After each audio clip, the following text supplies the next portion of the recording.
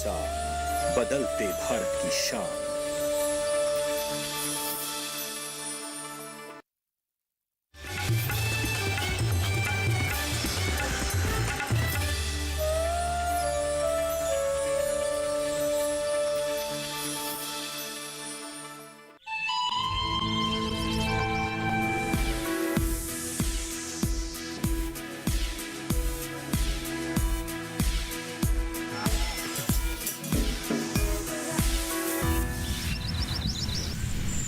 नमस्कार, आप देख रहे हैं दूरदर्शन किसान कार्यक्रम कृषि परिक्रमा में आप सभी का स्वागत है।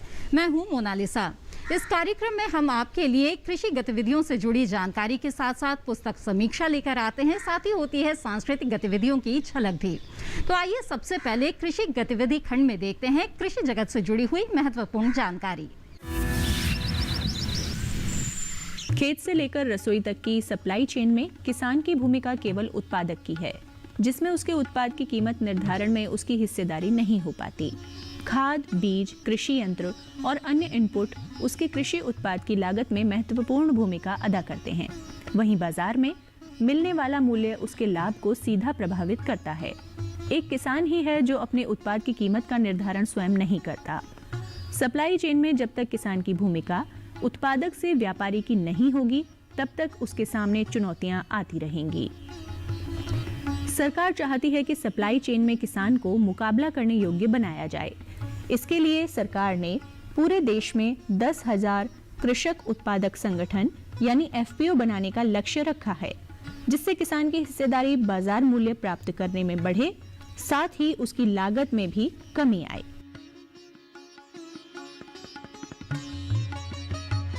आइए एफपीओ को संक्षिप्त में जानते हैं। एफपीओ लघु और सीमांत किसानों का समूह है। इस समूह से जुड़े किसानों को अपनी उपज का बाजार, उत्पादन संबंधी सुविधाएं और साथ ही बिचौलियों के मकड़ जाल से मुक्ति भी मिलती है। नौझील के इस एफपीओ से जुड़े सदस्यों की वर्तमान संख्या 250 है। साथ ही वह अन्य किसानों को भी जागरूक कर रहे हैं ताकि वह भी एफपीओ का लाभ उठा सकें। नाबार्ड के अंतर्गत मथुरा में भी एफपीओज का गठन किया गया। जिला विकास प्रबंधक नाबार्ड सर्वेश कुमार गुप्ता ने एफपीओ गठन के बारे में बताया। पर्पज क्या है एफपीओ बनाने का, क्योंकि आप ज़्यादातर किसानों की जो जोत है बहुत छोटी जोत है, सीमित जोत है। किसी के पास 1 हेक्टेयर ज़मीन है, किसी के पास 2 हेक्टेयर है, और उनको खाद बीज खरीदते हैं तो उनको कोई उसका लाभ नहीं मिलता है। दुकान पे जाते हैं तो उनको उचित दाम में वो नहीं मिलता है, और जब बेचने भी जाते हैं तो आपकी जो लागत है वो ज़्यादा लगती है। तो एफपीओ बनाने का पर्पज़ ये है कि आप सभी किसानों को, जितने अधिक से अधिक किसानों को एकजुट करके एक सूत्र में बांध दें, ताकि जो है उनकी लागत कम की जा सके। लागत कम होगी तो उनको मुनाफा बढ़ेगा। और उसके बाद क्या है कि उनको जो आईसीआर, जो देश के जो सबसे अच्छे संस्थान हैं, जैसे अभी हमने पिछले वर्ष में चूँकि आपका एफपीओ वेजिटेबल का है, हमने पिछले वर्ष में हमने बनारस में आपके 35 किसानों को शैक्षणिक भ्रमण के लिए भेजा था। तो वहाँ से जो नई प्रौद्योगिकी है, नई तकनीकी है, नई पद्धति है, वहाँ से आपके किसान जो है वहाँ से सीख के आए और आपके क्षेत्र में उन्होंने उसको अमल किया, तो उनसे उसको काफ़ी लाभ हुआ। उनका प्रोडक्शन जो है, उनका उत्पादन जो है बढ़ा है, और उनसे उससे लाभ भी मिला है। और आपके एफपीओ को क्या मिला है, आपके एफपीओ ने अभी भारत सरकार की जो कृषि मशीनरी वाली योजना, फार्म मशीनरी योजना है, उसके तहत हमने आपके एफपीओ को एक ट्रैक्टर की भी व्यवस्था कराई है, जिसमें 80% का टोटल अनुदान जो है भारत सरकार की तरफ से मिला है। 15 लाख रुपए का अनुदान मिला है, जिसमें ट्रैक्टर और जो फार्म मशीनरी टूल्स हैं उसमें जो है आपके एफपीओ को मिले हैं। तो एफपीओ इससे क्या फ़ायदा मिलेगा, जो एफपीओ के सदस्य हैं उसको कम लागत पे ये यंत्र, ये ट्रैक्टर जो है कम लागत पे मिलेगा, ताकि आप अपने खेतों में जो है जुताई का काम कर सकें, ताकि आपकी कॉस्ट जो है कम लगे। ठीक है। उसके अलावा आपका एक खाद बीज सेंटर जो है स्थापित किया गया है, जिसमें जो मेंबर सदस्य हैं उनको रियायती दर पे खाद बीज जो है मुहैया कराई जाती है। तो एक ये लाभ है। दूसरा, वैल्यू एडिशन के लिए आपके एफपीओ ने अभी गेहूं का जो है प्रोसेस करके आटा बना के पैकेट बेचने का काम शुरू किया है, तो उससे लाभ हुआ है। तो अभी आप देखिए, आप जो भी सदस्य इससे जुड़ा हुआ है, एफपीओ की अगर जो आय होती है और तो जो आय का जो लाभांश है, जब लाभांश बढ़ता है तो एफपीओ के सदस्यों को जो है, आप मतलब जो मेंबर जुड़े हुए हैं उनको वो लाभ मिलता है। तो एफपीओ में अधिक से अधिक संगठित होंगे तो उसका लाभ आपको सबको मिलेगा। उसके अलावा समय समय पे और भी प्रशिक्षण, फील्ड पे भी आपका जैविक खेती के लिए भी हमने प्रशिक्षण की व्यवस्था कराई थी। तो उससे लाभ ये हुआ है कि कई एक किसान यहाँ के हमारे एफपीओ के जैविक खेती की तरफ भी जो है प्रयासरत हुए हैं, ताकि आप जो है अच्छी सब्जी, हेल्दी सब्जी और रासायन मुक्त सब्जी जो है लोगों तक पहुँचा सकें। एफपीओ ने जो है लॉकडाउन के समय भी हमारे एफपीओ ने शहर में जा के जो है सब्जियाँ बेची हैं। देखिए, एक नेकी का भी काम उन्होंने इस मौके पे किया है। तो ऐसे ही ये किसानों की खुद की कंपनी है जिसके मालिक पूर्णतः किसान हैं। इसमें किसी और का कोई भी स्वार्थ नहीं है, किसान इसके मालिक हैं। इसका जो भी लाभ होता है वो किसान को ही बढ़ता है। तो आप सभी लोगों से, जो लोग इसके सदस्य नहीं हैं, उनसे भी ये अनुरोध है कि इसमें अधिक से अधिक और लोग जुड़ें और इसका लाभ लें। बाकी आगे समय पे हम इसके बारे में आपको बताते भी रहे हैं। हर मीटिंग में, हर मंथली मीटिंग होती है तो आप लोगों को जागरूक भी करते रहते हैं और बीच बीच में आके प्रशिक्षण की भी व्यवस्था कराते रहते हैं। और भी जो सहयोग है भारत सरकार की विभिन्न योजनाओं से, वो भी आपको दिलाते रहते हैं और दिलाते रहेंगे भी आगे चल के। तो आप लोग इस चीज़ का लाभ उठाइए। एफपीओ से आप लोग अपनी आमदनी को बढ़ा सकते हैं, ये आप सबसे प्रार्थना है। देदना कृषक उत्पादक संगठन के सीईओ के रूप में कार्यरत गंगाराम अपने एफपीओ के बारे में बताते हैं। हमारे इस देदना प्रगति ऑर्गेनाइजेशन प्रोड्यूसर कंपनी से मैं गंगाराम सीईओ का कार्यभार संभाल रहा हूं और इसमें हमारे अभी 250 मेंबर्स हैं, जिसमें हमारे बोर्ड ऑफ डायरेक्टर्स 5 हैं और बाकी हमारे बोर्ड ऑफ मेंबर 5 हैं। तो टोटल हमारे इस ऑर्गेनाइजेशन में 10 लोग हैं। बाकी का हमारे 250 मेंबर्स इस एफपीओ में हमसे जुड़े हुए हैं और हम सब इसमें अब संगठित होकर काम कर रहे हैं। सर, पहले तो हम और तरीक़ा से करते थे और लागत भी उसमें ज़्यादा आती थी। अब हमने संगठन बनाया और हमें एक टूर मिला था, हम काशी बनारस गए थे, वहाँ सब्जी की हमने वहाँ प्रक्रिया देखी और हमारे बहुत लोग भी गए थे उनके साथ में, मैं भी गया था। वैसे मैं रामचंद्र निषाद और इस कंपनी का डायरेक्टर भी हूँ। तो वहाँ की हमने प्रक्रिया देखी तो आज हम उतनी फसल में जब पहले लागत लगाते थे, आज उतनी ही लागत में हम 3 फसल एक साथ लेते हैं। देदना कृषक उत्पादन संगठन के सदस्यों को सब्जी उत्पादन की उन्नत खेती का प्रशिक्षण दिलवाया गया। प्रशिक्षण के साथ ही भारत सरकार की योजना के तहत किसानों को कृषि यंत्र और ट्रैक्टर भी उपलब्ध करवाए गए हैं, जिससे उनकी उत्पादन लागत कम हो। साथ ही खाद बीज की अपनी दुकान खोली है, जिससे कम लागत में अधिक इनपुट मिल सके। सब्जियों की बिक्री के साथ देदना कृषक उत्पादक संगठन ने एक कदम और आगे बढ़ाया है। संगठन आटा तैयार कर खुद लाभकारी मूल्य पर बाजार में सीधा बेच रहा है, जिसकी पैकिंग भी संगठन के सदस्य खुद करते हैं। कृषि परिक्रमा कार्यक्रम में आइए आगे बढ़ते हैं और कृषि साहित्य गतिविधि भाग में आइए अब देखते हैं कृषि से संबंधित पुस्तक की समीक्षा। तो आज की हमारी पुस्तक समीक्षा में आप सभी का स्वागत है और आज आपको बता दें, मेरे साथ मेरे सहयोगी मुकुल शर्मा मौजूद हैं। आज हम मिलकर एक पुस्तक की समीक्षा करने वाले हैं। तो मुकुल, बताओ कौन सी पुस्तक चुनी है तुमने? बिल्कुल अदिति, आज जो पुस्तक है ये है मृदा सूक्ष्म जीव विज्ञान।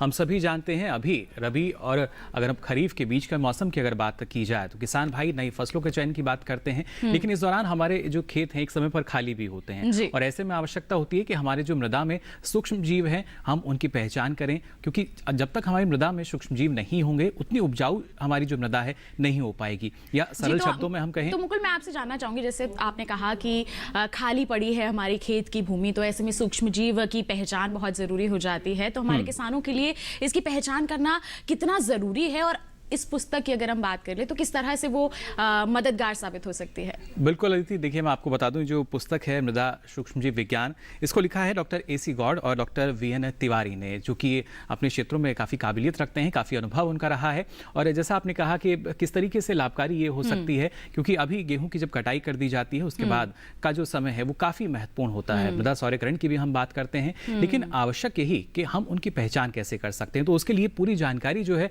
आपको इस पुस्तक में मिल सकेगी कि कैसे जो जीवाणु हैं वो काफ़ी मददगार साबित होते हैं, जो सूक्ष्म जीव हैं वो काफ़ी आपकी मदद करते हैं। और इस पुस्तक को देखिए काफ़ी हम कह सकते हैं आकर्षक भी बनाया गया है, जिससे जो भी हम इसको जो पढ़ने जा रहे हैं, ना सिर्फ हमारे किसान भाई बल्कि जो कृषि जगत में, कृषि क्षेत्र में जो छात्र हैं जो कि अपनी स्नातक की पढ़ाई कर रहे हैं या स्नातकोत्तर की पढ़ाई कर रहे हैं, उनके लिए भी ये काफ़ी लाभकारी है। जी, तो हमारे खेतों की पहचान बताता है ये जो हरी पुस्तक है। देखिए जैसे ये पुस्तक पूरी हरियाली से भरी हुई है और आपके खेतों को भी ये हरा भरा बना सकती है। बस आपको जानकारियां इसमें जो समाहित हैं वो आपको लेनी है इस पुस्तक के जरिए। तो आपने बताया मुकुल कि किसने लिखी है ये पुस्तक, के लेखक कौन है, कि किस तरह की जानकारी हमारे किसान जो हैं से हासिल कर सकते हैं।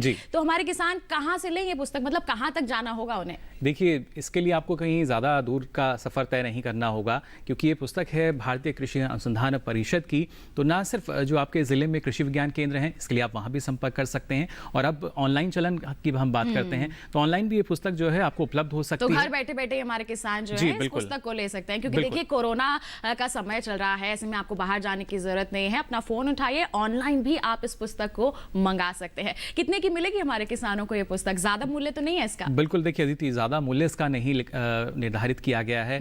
महज 300 रुपए इसका मूल्य है, जो कि इस पर आपको अंकित भी दिख जाएगा। और इससे ज्यादा आपको अगर कहीं कोई बोलता भी है तो आपको ज्यादा नहीं देना। आप पुस्तक कभी भी खरीदें उस पर अंकित मूल्य पर जरूर ध्यान दें। शीर्षक हमने आपको बताया, और इसकी खास बात यह है कि इसमें कुल 16 अध्याय हैं, यानी 16 चैप्टर हैं जिनको जोड़ा गया है इसमें। और वर्गीकरण जो है काफी अच्छे ढंग से किया गया है। शुरुआत में ही जैसे आप देखेंगे तो पहले किस तरीके से जो सूक्ष्म जीव हैं उनकी आप पहचान कर सकते हैं, उसके साथ साथ कार्बनिक पदार्थों की बात की जाती है, या नाइट्रोजन जैसे जो कि एक खास है हमारी मृदा के लिए। तो मैं चाहूंगी आप मुकुल एक बार दिखा दें हमारे जो दर्शक हैं जो देख रहे हैं कि कितने अध्याय हैं, वो वाला पेज आप हमारे सभी दर्शकों को दिखा दें ताकि उनको पता चल सके कि जी देखिए 16 अध्याय ही हैं, इसमें बहुत सारी जानकारियां हैं। ज्यादा आपको यहाँ पर इतना ध्यान या फिर समय देने की भी जरूरत नहीं है। छोटी सी पुस्तक में बहुत सारी जानकारियां इसमें सम्मिलित की गई हैं। दिखा दें बिल्कुल, देखिए हर पुस्तक जो है काफी महत्वपूर्ण जानकारी उसमें शामिल की जाती है। और जैसा हमने आपको बताया 16 अध्याय हैं इस पुस्तक में।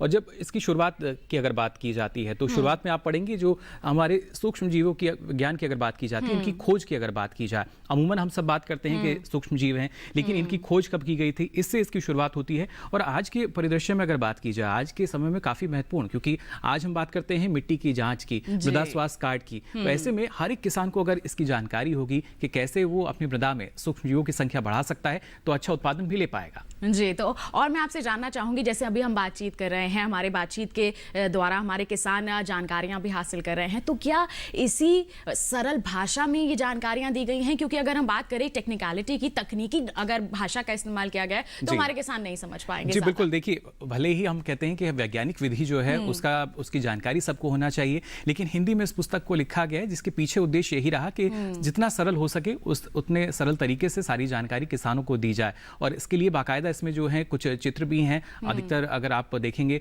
सारणियां इसमें दी गई हैं कि कब और कैसी स्थिति में आप किस तरह का कृषि कार्य करेंगे जिससे आपको सारी जानकारी हो। अगर आप दलहनी फसल ले रहे हैं उसमें अगर आपको मृदा का ख्याल रखना है तब कैसे रखेंगे, तिलहनी फसल आप ले रहे हैं तब किस तरह की जो आपको जानकारी होनी चाहिए। अलग अलग फसलों के लिए भी पूरी जानकारी इसमें दी गई है कि किस तरह की जो मिट्टी की आवश्यकता है वो होनी चाहिए। अमूमन हम यही कहते हैं कि मृदा में हम पीएच की जानकारी रखें, पोषक तत्वों की बात करें, लेकिन जब सूक्ष्म जीवों की बात की जाती है, जैसा इसके नाम से ही अब साफ हो जाता है, सूक्ष्म जीव जिनको हम शायद इस तरीके से नहीं देख सकते, लेकिन वो कहीं मिट्टी में छुपे होते हैं, लेकिन हमारे खेतों के लिए, मिट्टी के लिए बहुत फायदेमंद होते हैं, हमें पता भी नहीं होता। तो देखिए पुस्तक बहुत ज्यादा लाभकारी है आपके लिए, बस आपको लेनी है और आप देखिए आप तमाम जानकारियां जब हासिल कर लेंगे तो ये आपकी खेती किसानी को और भी अधिक उन्नत बनाने में बहुत ही महत्वपूर्ण साबित होगी। बिल्कुल मुकुल, आपसे चाहूंगी मैं आप हमारे किसानों को कुछ और थोड़ी बहुत जो महत्वपूर्ण अहम बातें हैं इसके पुस्तक के बारे में बता दें।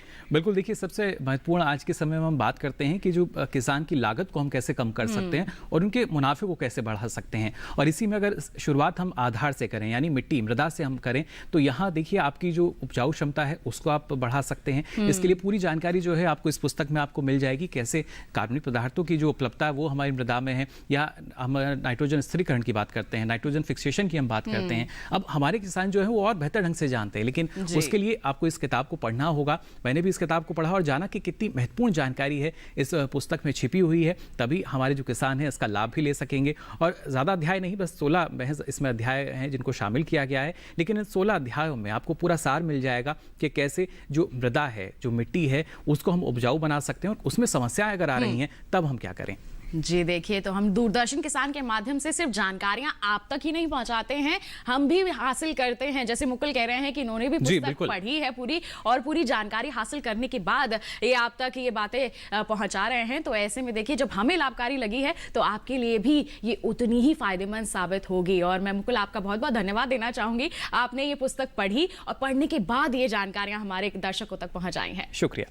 तो बिल्कुल किसान भाइयों बहनों, देखिए, मिट्टी का स्वास्थ्य जब बेहतर होगा तभी आपको अपनी फसलों का अच्छा उत्पादन मिल पाएगा। ऐसे में जरूरी है कि आप शुरुआती जानकारियां हासिल कर सकें, और ये पुस्तक उसका एक बहुत ही बढ़िया जरिया बनकर आपके सामने आ सकती है। तो ऐसे में आप जुड़िए इस पुस्तक से, इस पुस्तक को हासिल कीजिए, इसे पढ़िए और अपनी खेती किसानी को और भी ज्यादा बेहतर बनाइए। कृषि परिक्रमा कार्यक्रम में इसी के साथ वक्त हो चला है एक छोटे से ब्रेक का। हम जल्द हाजिर होंगे, आप बने रहें दूरदर्शन किसान पर।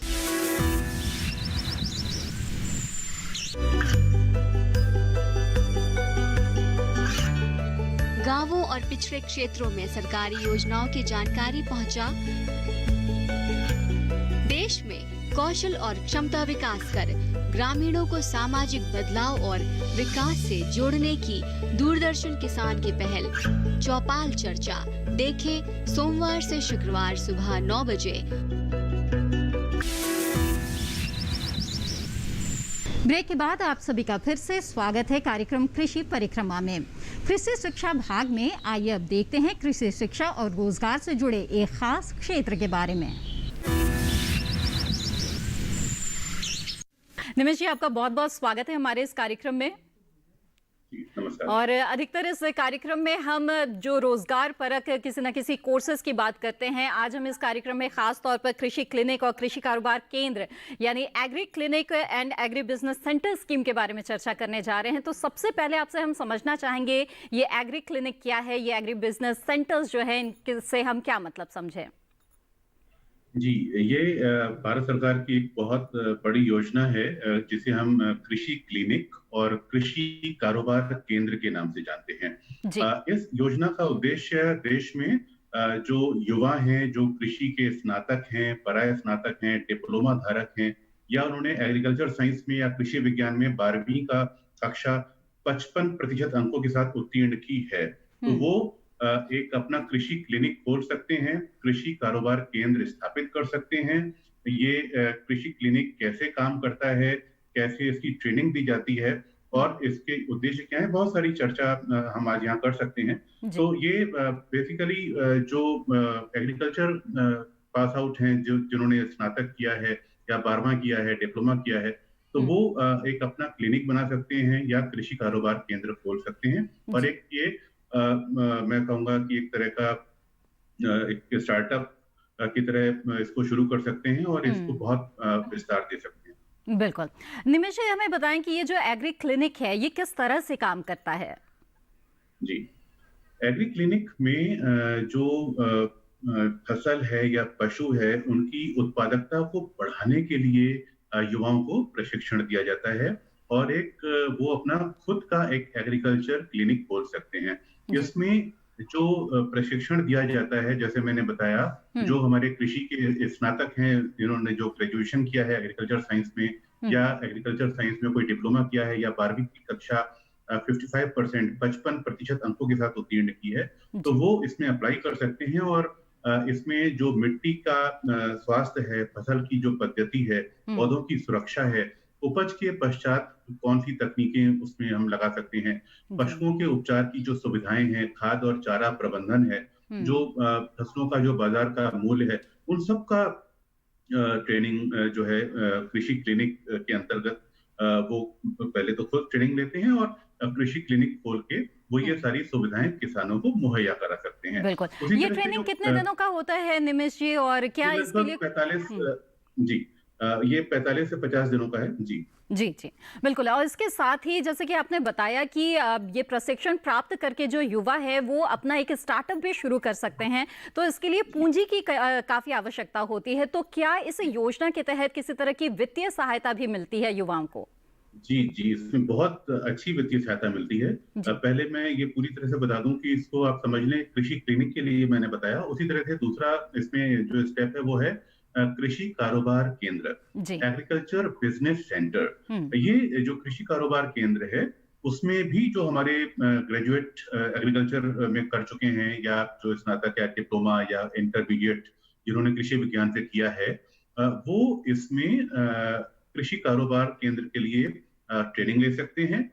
और उसके बाद जो कृषि के उद्यम जो उपकरण होते हैं इस एग्रीकल्चर के, उन उपकरणों को वो इकट्ठा करके सेंटर में उसके रखरखाव की जानकारियां, उसकी टेक्नोलॉजी के बारे में इंफॉर्मेशन डिसेमिनेशन, उसकी जो उद्यमिता विकास है और फसल की कटाई के पश्चात जो उसका प्रबंधन होना है फसल का, उसके उपकरण ये किराए पे दे सकते हैं ये।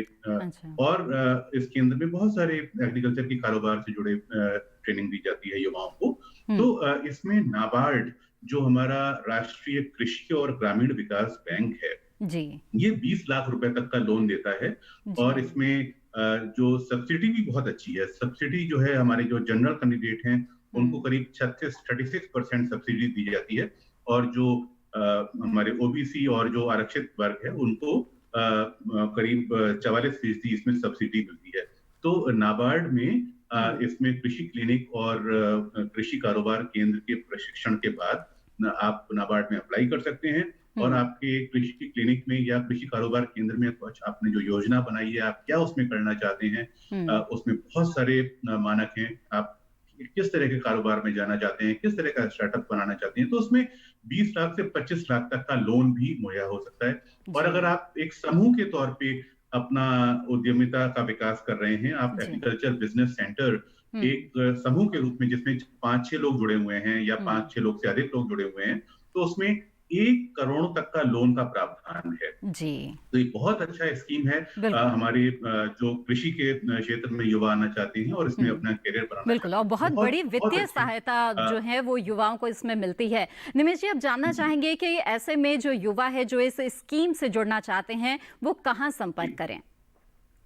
जी, उसके लिए मैं एक वेबसाइट आपको बताऊंगा और इसका एक टोल फ्री नंबर भी है, वो भी आपको मैं दूंगा। लेकिन यहाँ मैं फिर बता दूं, जो हमारे दर्शक हमें अभी सुन रहे हैं वो इस स्कीम के बारे में और अधिक जान लें कि अगर आप किसी भी कृषि विश्वविद्यालय जो यूजीसी से या आईसीआर से मान्यता प्राप्त है, वहां से आप स्नातक हैं, आपने पोस्ट ग्रेजुएशन किया है, कोई डिप्लोमाधारी हैं, या आपने राज्य सरकार की संस्तुति पर कृषि और सहकारिता मंत्रालय भारत सरकार के अनुमोदन के अधीन आप किसी ऐसी एजेंसी के संग जुड़े हुए हैं, या आप जैविक विज्ञान में स्नातक हैं जहां आपने एग्रीकल्चर एक सब्जेक्ट के तौर पे पढ़ा है, या आप यूजीसी से मान्यता प्राप्त किसी स्नातक पाठ्यक्रम में 60% तक अंक आपके आए हैं, और आपने अगर इंटरमीडिएट किया है और आपके 55% तक अंक हैं कृषि विज्ञान से, आपने जो 12वीं क्लास की है, या आप स्नातक के पश्चात आपने कोई डिप्लोमा किया है, पोस्ट ग्रेजुएट डिप्लोमा किया है जिसमें आपके 60% अंक आए हैं, तो उसके लिए आप इन जो कोर्सेज मैंने ये आपको बताया, कृषि क्लिनिक और कृषि कारोबार केंद्र, इसमें आप अप्लाई करें। और जहां आपको अप्लाई करना है वो आपको मैं उसका वेबसाइट बता दूं, आप ध्यान से सुन लें। ये है www.acabcmis यानी agriculture centre and business, agriculture business centre करके ये उसका पूरा ये संक्षेप है, acabcmis.gov.in। तो ये इस वेबसाइट पर जाएं, और अगर आप साधारण तौर पर अगर आप इंटरनेट में भी सर्च करेंगे एग्रीकल्चर एग्री क्लिनिक या एग्रीकल्चर बिजनेस सेंटर, तो भी आपको ये इंफॉर्मेशन वहां पर मिल जाएगी। और ये 45 दिनों का ये ट्रेनिंग होती है जिसमें आपको बहुत सारे आयाम, मिट्टी से जुड़े पशुओं की देखभाल और कैसे आप अपने एग्रीकल्चर का प्रोडक्शन बढ़ा सकते हैं, उसमें ये ट्रेनिंग दी जाती है। और ट्रेनिंग के बाद आप जो अपना प्लान करते हैं, ये क्लिनिक खोलने का या एग्रीकल्चर बिजनेस सेंटर का जो प्लान करते हैं, फिर आप नाबार्ड में अप्लाई करेंगे। जो नाबार्ड है, national bank for agriculture and rural development, NABARD में आप अप्लाई करेंगे।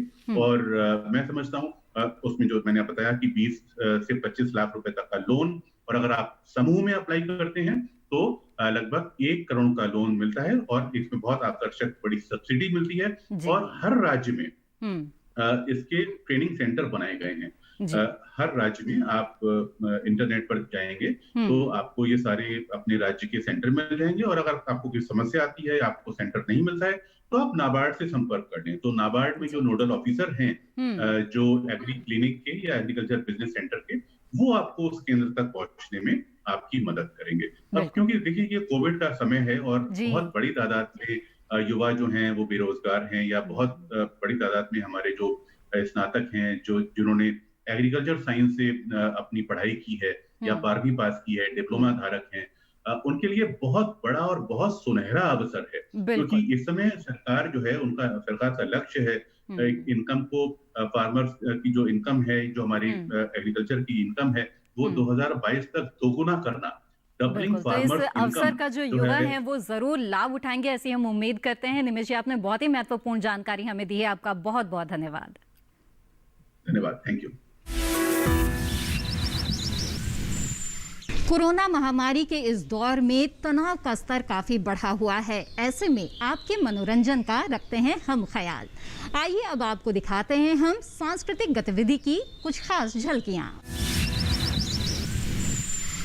पूर्व सुंदरी, दिव्य सुंदरी, अनिंद्य सुंदरी,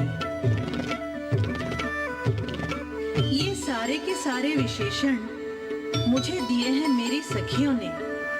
अपने विषय में मैं ऐसा कुछ नहीं सोचती, मैं तो वही कह रही हूँ जो कुछ मेरे रूप को लेकर कहा है काव्य निपुण कवियों ने। मेरे छवि निहार कर कविता होती मुखर, मेरी छवि निहार कर कविता होती मुखर, जन मन हरने वाली रूप माधुरी, जन मन हरने वाली रूप माधुरी, याज्ञसेनी द्रौपदी अनिंद्य सुंदरी।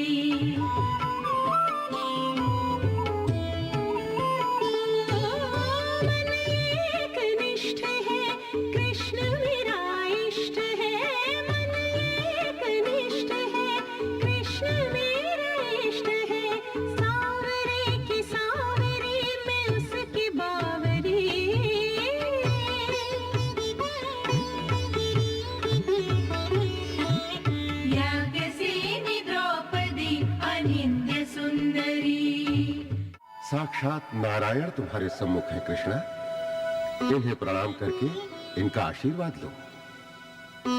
श्री कृष्ण, मेरा प्रणाम स्वीकार करें। आयुष्मती भव। हे परम पुरुष कृष्ण, यदि कृष्णा को आपकी शरण प्राप्त हो जाए तो एक पिता का दायित्व समाप्त हो जाए। यदि मेरा परामर्श माने तो स्वयंवर का आयोजन कीजिए इनके लिए। जो आर्यावर्त का श्रेष्ठ वीर हो, देवी कृष्णा का वर्ण भी वही करे।